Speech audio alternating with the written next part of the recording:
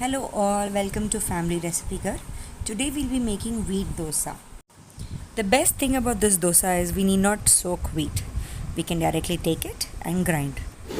We have used about 2 cups or 2 pav of wheat and we are grinding them with a little bit of water.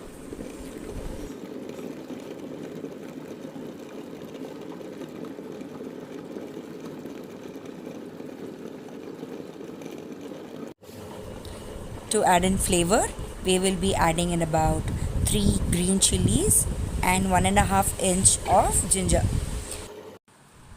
This measurement yields dosas for 8 people. It's almost been 15 minutes since we are grinding.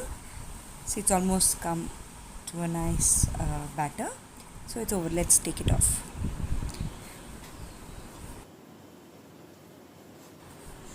Add in salt according to your taste.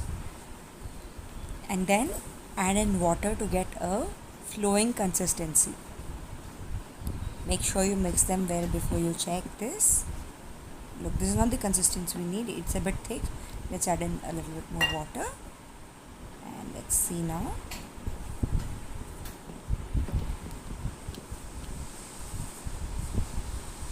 Yes, this should work.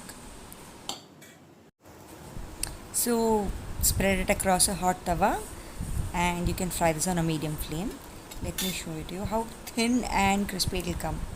See, this is beautiful. You can make it more crispy if you leave it on the tawa for a longer time and add in a lot of oil, but this is how we like it. Please enjoy making this recipe. Do like, share and subscribe to Family Recipe Ghar. Thank you.